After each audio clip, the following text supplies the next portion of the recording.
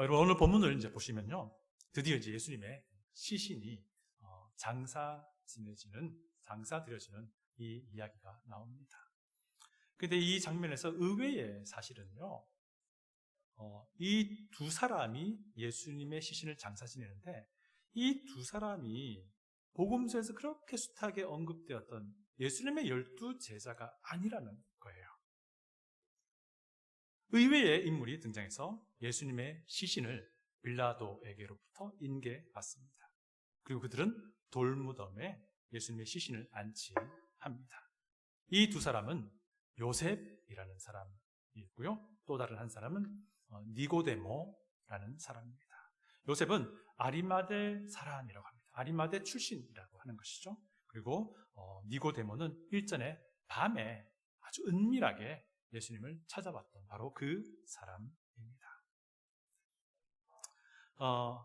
공관복음서 기록을 보면요, 마태, 마가, 누가복음서를 보면요, 예수님이 장례 지내는 장면에서 그냥 아리마대 사람 요셉만 등장해요. 그런데 이제 요한복음은 니고데모라는 사람이 요셉과 함께 예수님의 장례를 치르는 모습으로 설명이 됩니다. 어쨌든 예수님의 시신을 장례하는 이 장면에서 주인공으로 등장하는 두 사람, 요셉과 니고데모라는 사람은 굉장히 좀 의외의 인물입니다. 아주 새로운 사람이 등장하는 그런 느낌을 주게 되죠. 여러분, 아리마대 사람 요셉에 대해서 아십니까?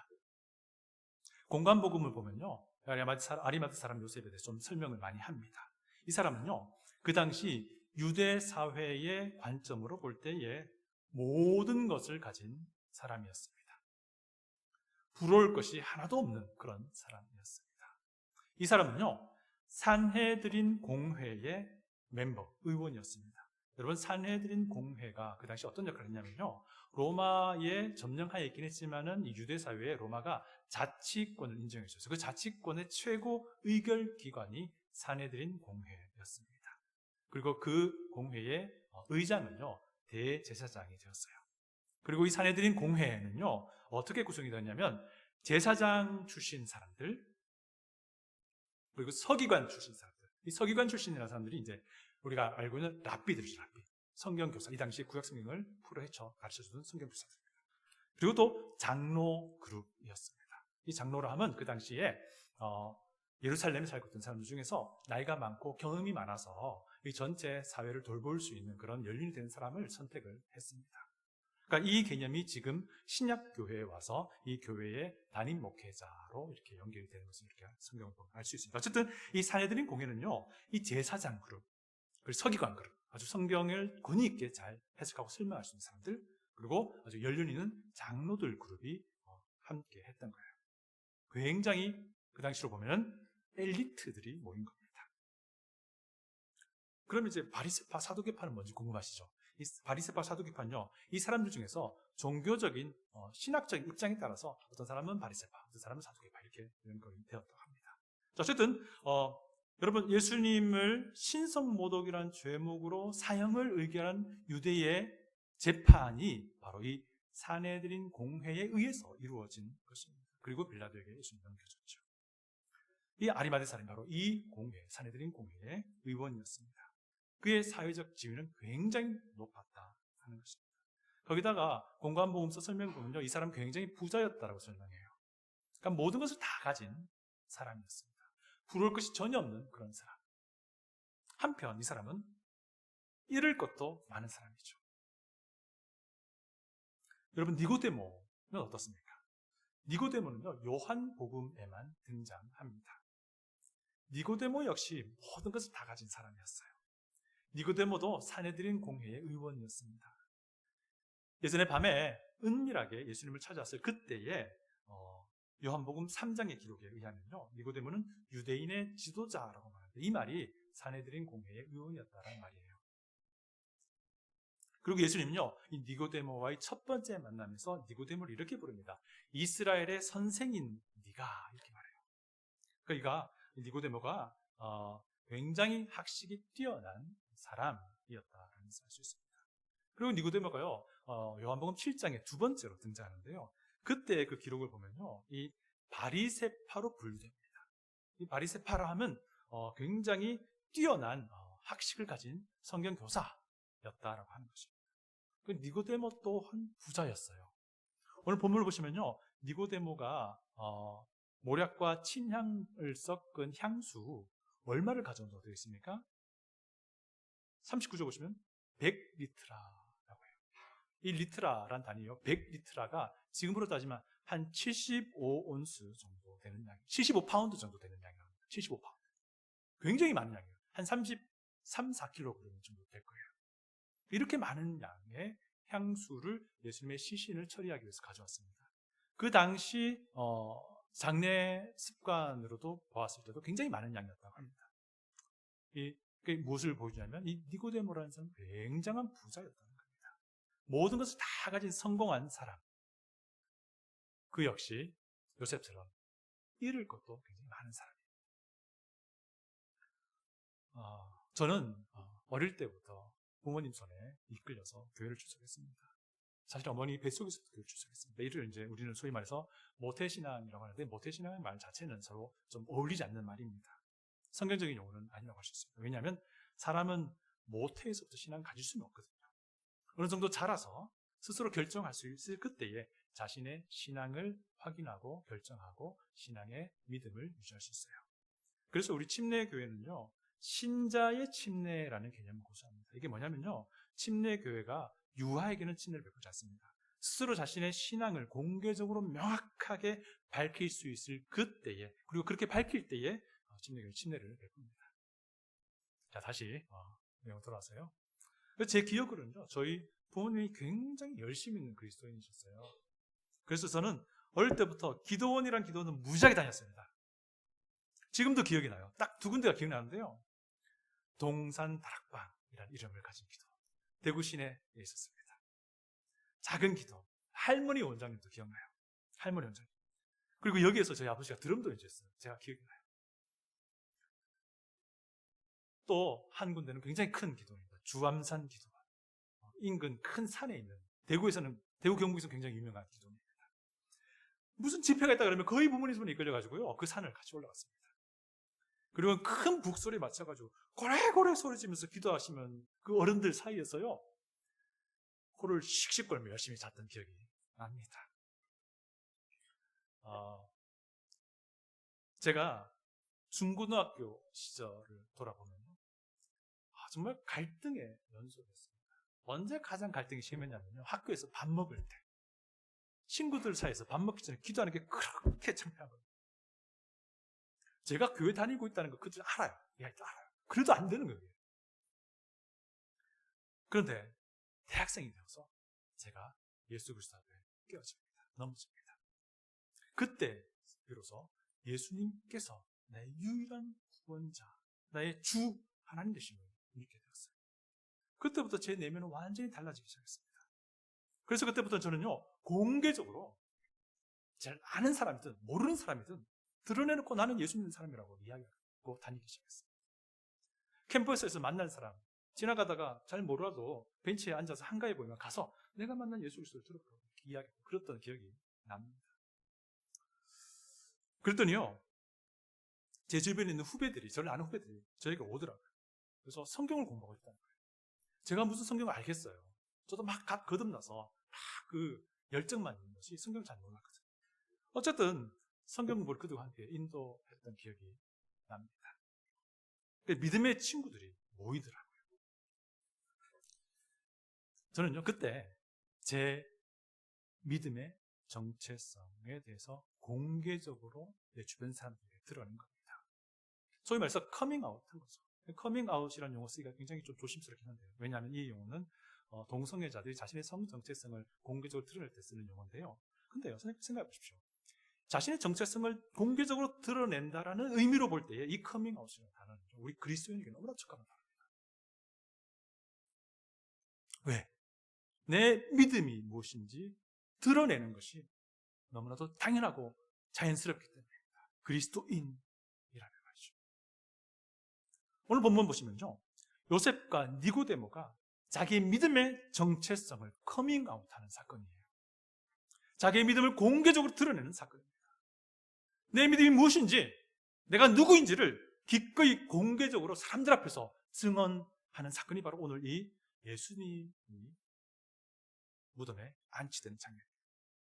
이렇게 함으로써요, 그들은 자기 자신의 믿음이 진짜임을 증명해낸 거예요. 여러분, 진짜 믿음은요, 드러내는 겁니다. 참된 믿음은요, 우리가 살아가는 모습에서 드러나게 됩니다. 우리의 믿음은 우리의 말을 통해서 드러나게 됩니다. 문제는 말로만 드러나기는 문제죠. 우리의 믿음은요, 우리의 말뿐만 아니라 우리의 믿음의 삶 가운데에서 드러나는 거예요. 이것이 믿음입니다. 오늘 우리는요, 공개적으로 믿음의 정체성을 드러냈던 요셉과 니고데모의 이 커밍아웃을 관찰합니다. 그리고 하나님 우리에게 주시는 그 교훈을 찾아보고자 합니다. 첫 번째, 그들의 커밍아웃은요, 하나님을 경외하는 드러냄이었습니다. 오늘 본문 38절을 보시면요, 아리마대 사람 요셉에 대한 정보가 나오는데요, 요거는 요한복음만 알려주는 내용이에요. 38절을 봅니다. 아리마대 사람 요셉은 예수의 제자이나 유대인이 두려워 그것을 숨기다니 이 일 후에 빌라도에게 예수의 시체를 가져가기를 구하매 빌라도가 허락하는지라. 이에 가서 예수의 시체를 가져가니라. 예수의 제자이나 유대인이 두려워 그것을 숨기다니. 예수의 제자이나 유대인이 두려워, 이 부분이 요한복음만 제시하는 아리마대 사람 요셉에 대한 설명입니다. 이게 무슨 말이죠? 요한 사도를 통해서 성령님이 우리에게 주고자 하는 메시지는요, 지금 이 요셉처럼 예수의 제자이나 유대인이 두려워서 그것을 숨기는 행동은 제자로서는 합당한 믿음의 모습이 아니라는 것을 지금 우리에게 계속 알려줍니다. 여러분, 이와 유사한 상황이요, 십자가 사건 바로 며칠 전에도 일어났어요. 그때 요한 사도는요, 요한복음 통해서 믿음이 무엇인지를 정의하는데 이렇게 정의합니다. 믿음이란 사람의 영광보다 하나님의 영광을 더 사랑하는 것을 믿음이라고 정의해요. 제가 12장 42절 43절 읽어드립니다. 그러나 관리 중에도 그를 믿는 자가 많되 바리새인들 때문에 드러나게 말하지 못하니. 요한복음 12장 42절 43절 말씀입니다. 이는 출교를 당할까 두려워합니다. 그리고 요한 사도는 그들의 모습을 이렇게 해석합니다. 42절입니다. 그들은 사람의 영광을 하나님의 영광보다 더 사랑하였더라. 이게 십자가 사건 일어나기 며칠 전인 이야기입니다. 이때 관리 중에서 그를 믿는 자가 많대라고 하는 이 부분에서 이 관리들 중에는 요셉과 니고데모도 포함되어 있는 거예요. 그런데 그런 그들을 하나님은 어떻게 평가합니까? 하나님의 영광보다는 사람의 영광을 더 사랑하는 사람이라고 설명하고 있다는 사실이에요. 여러분, 믿음은요, 갈팡질팡한 게 아닙니다. 믿음은 확실한 포지션에 서 있는 겁니다.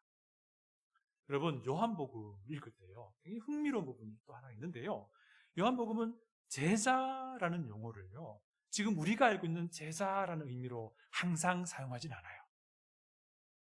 또 요한복음에서는 요한 저자는 믿는다라는 말을요, 지금 우리가 알고 있는 믿는다라는 그런 의미로 항상 사용하진 않아요.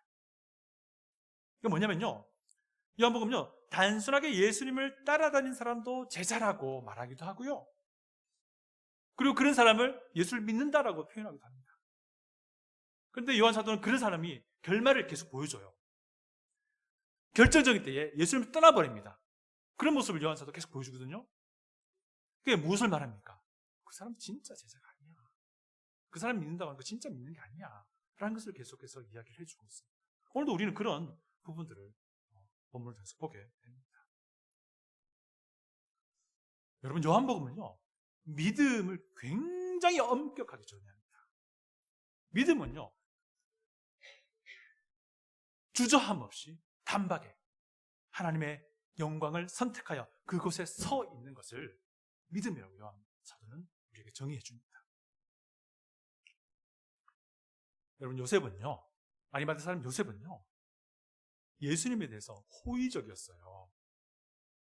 누가의 기록을 보면요, 요셉은 심지어 예수님에게 사형 선고하는 것을 반대하기도 했다고 말해요.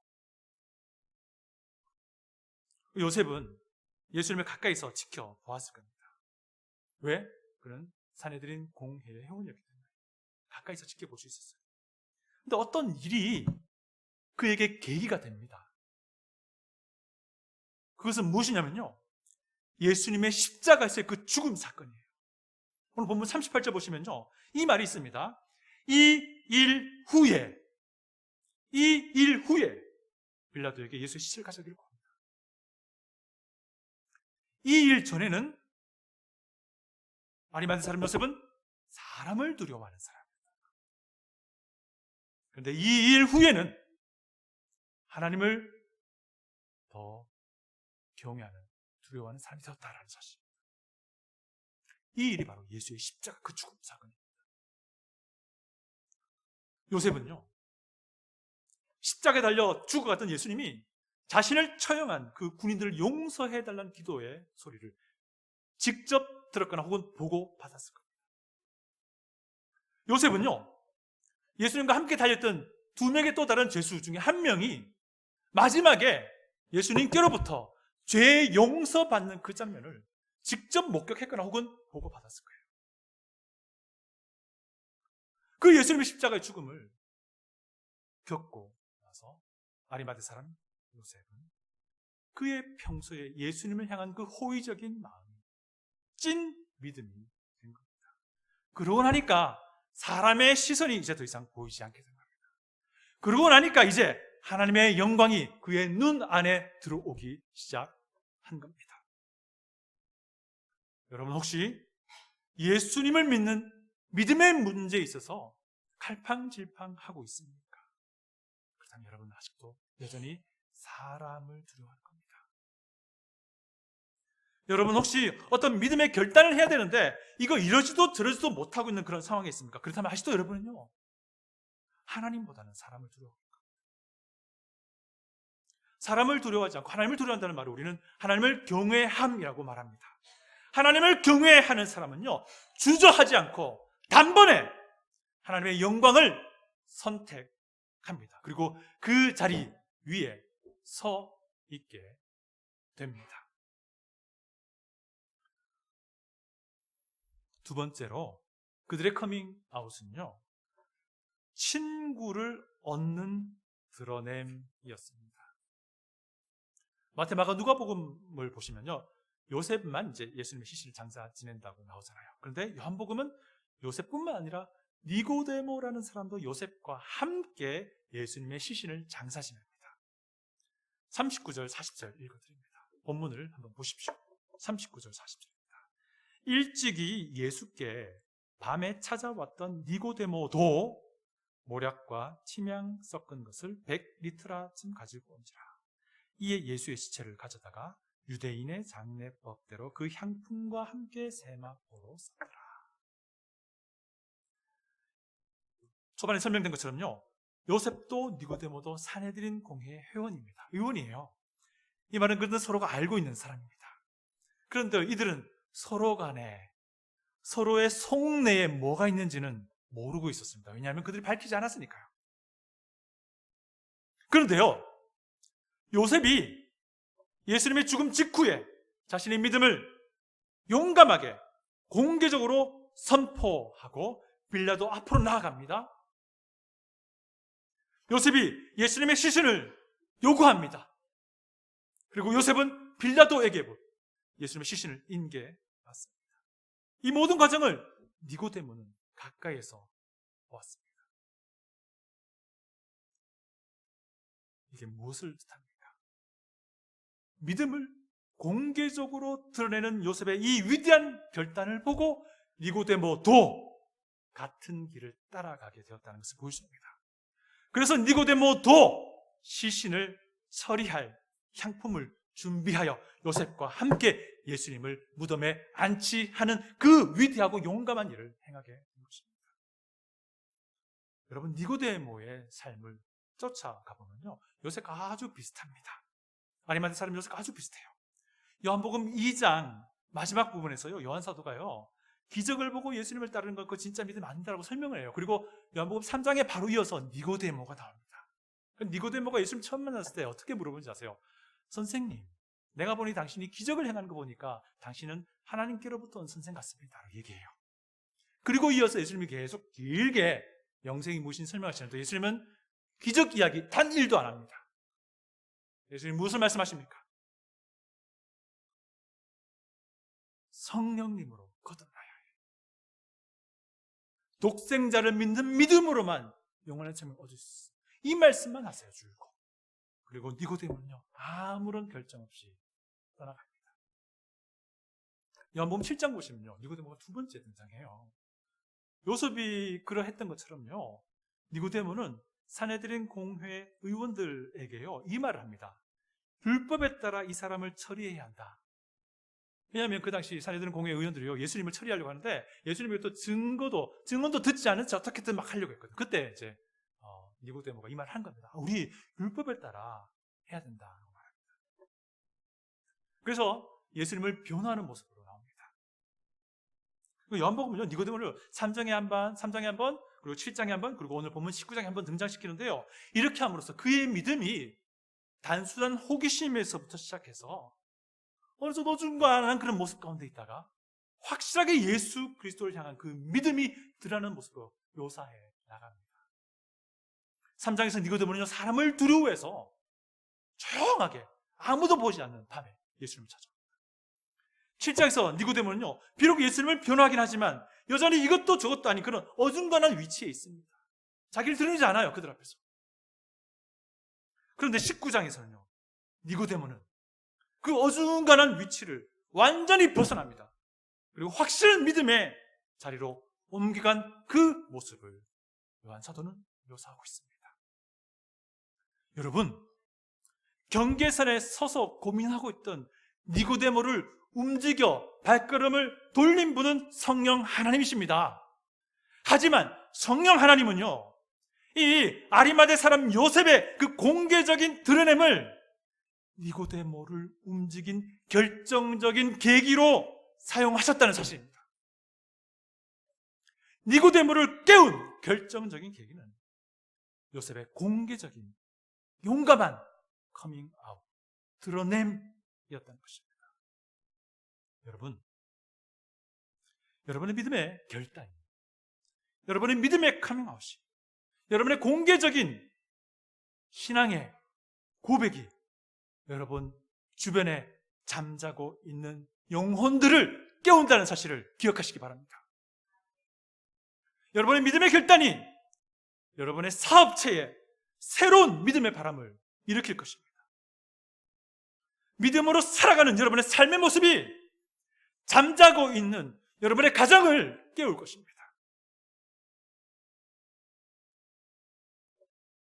우리 교회에 어르신들이 있으십니다. 우리가 무슨 사람들을 깨우겠어, 그렇게 생각하지 마십시오. 제가 같이 격려의 말씀드립니다. 우리 어르신들이요, 우리 교회에서 모이는 예배의 자리, 집회의 자리에 한결같이 비가 오나 눈이 오나 자리하시면 그것 자체가 옆에 있는 젊은이들을 깨우는 겁니다. 우리 어르신 한번 보세요. 나보다 나이 어린 사람 보세요. 그게 그들을 깨우는 거예요. 우리 어린이들 보세요. 자리를 끝까지 지키고 최선을 다해서 예배에 참여하는 그 모습이 어른들을 깨우는 거예요. 세 번째, 그들의 커밍 아웃은요, 대가를 치르는 드러냄이었다는 것입니다. 오늘 본문 보시면 니고데모는 엄청나게 많은 양의 향료를 준비해 옵니다. 굉장히 큰 많은 양이거든요. 한 33kg 정도 되는 양입니다. 우리가 생각하기도 많은데 그 당시 장례 풍습을 보았을 때도 굉장히 많은 양이었다 합니다. 그가 부자라는 것을 보여주는 대목이기도 하지만 또 한편 이것은 그가 아낌없이 드렸다는 사실입니다. 오늘 본문 보시면요, 예수님이 새 무덤에 안치되었다고 전하고 있습니다. 41절 42절입니다. 본문 41절 42절입니다. 예수께서 십자가에 못 박히신 곳에 동산이 있고 동산 안에 아직 사람을 장사한 일이 없는 새 무덤이 있는지라. 이날은 유대인의 준비일이요 또 무덤이 가까운 고로 예수를 거기 두니라. 여러분 지금 공관복음 보시면요, 이 새 무덤에 대해서 좀 자세한 설명을 합니다. 큰 바위를 깎아서 굴을 만든 그런 무덤이었습니다. 전형적인 유대인의 무덤입니다. 가족 무덤이에요. 이 가족 무덤에 시신을 안 채합니다. 이들은 특별히 방부 처리하지 않습니다. 처리하지 않고요, 그냥 향료만 바릅니다. 썩을 때 냄새를 좀 줄이기 위해서.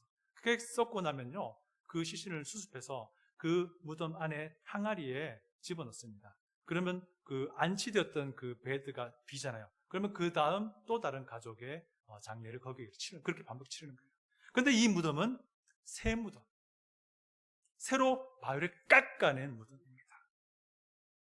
바위를 깎아 만든 동굴 무덤, 굉장한 값어치가 남는 그런 무덤입니다. 아리마대 사람 요셉, 이 사람도 부유한 사람이었지만 그 값어치 나는 것을 드렸다라는 건데요. 사실요, 니고데모와 요셉이 자기의 믿음의 정체성을 드러내는 이 커밍아웃을 감행했을 때 보통의 다른 사람들보다 훨씬 많은 것을 드렸다는 사실이 우리에게 도전이 되는 부분은 사실입니다. 그러나 이것보다 더 큰 것은요, 이들이 희생한 것이 돈, 재산만은 아니었다는 겁니다. 이들은요, 자기 자신의 모든 것을 다 대가로 지불하며 이 믿음의 정체성을 드러낸 거예요. 여러분, 아리마대 사람 요셉이 왜 유대인을 두려워했을까요? 니고데모가 왜 밤에 몰래 예수님을 찾아가야만 했을까요? 왜냐하면요, 이미 이 당시에 예수를 믿는 이들을 유대교에서 출교시키겠다라는 명령이 내려진 때였습니다. 요셉, 니고데모 누구보다 더 잘 알죠. 왜? 이 명령은 사내들인 공회에서 결정된 것이기 때문에 자기네들이 결정한 거예요. 요셉과 니고데모도요, 이 출교당하는 게 너무 두려웠던 거예요. 일례로 요한복음 9장 보시면요, 예수님이 어느 한 맹인 청년을 고쳐줍니다. 이 사건 때문에 유대 종교 지도자들이요, 이 맹인 청년의 부모에게 찾아와서 도대체 어떻게 된 일이냐 막 물어봅니다. 충고합니다. 그때 이 부모가 어떻게 하는 줄 아세요? 두려워가지고 제대로 설명 못합니다. 안 합니다. 혹시 자기 출교될까 봐. 누구든지 예수를 그리스도로 시인한 자는 출교하기로 결의하였으므로 그들이 유대 종교 지도자들에게 부모가 제대로 설명 안 했다. 여러분, 당시 사회에서 출교당한다는 것은요, 매우 혹독한 상황입니다. 매우 심각한 상황이에요. 당시 유대교에서 출교되면요, 유대교라는 종교, 그들의 그 종교 시스템에서만 출교당하는 게 아니고요, 사회로부터도 철저하게 고립되는 그런 상황이 되는 것이었어요. 유대교에서 쫓겨나면요, 다른 사람들과의 모든 관계가 공식적으로 다 끊어집니다. 모든 사람들이 유대교에 속해 있는 거예요. 이게 꼭 마치 지금 이슬람 사회에서요, 예수 그리스도를 믿겠노라고 공개적으로 증언한 것과 똑같은 그 상황이 벌어지는 거예요. 여러분, 요셉과 니고데모는 그냥 일반인 아닙니다. 그들 가운데 핵심 인물입니다. 그런 자들이 유대교에서 출교되면 종교에서만 출교되는 게 아닙니다. 그들은요, 그렇게 출교당하면요, 그들이 지금까지 누려왔던 유대 사회에서의 그 권력을 가진 지도자로서, 유대 종교, 유대교 안에서의 그 권위 있는 성경 가르치는 교사로서 그 모든 것을 다 내려놔야 하는 거예요. 그뿐 아니에요. 그들이 지금까지 이 유대교의 사내들인 공회의 회원으로서 가졌던 그 모든 특권들 다 내려놓게 될 것이고, 그로 인해서 그들이 누렸던 부유함 모두 다 내려놔야 하는 것이고요, 자기뿐만 아니라 자기 가족도 다 대가를 치러야 하는 그런 용기 있는 커밍아웃이었다는 겁니다.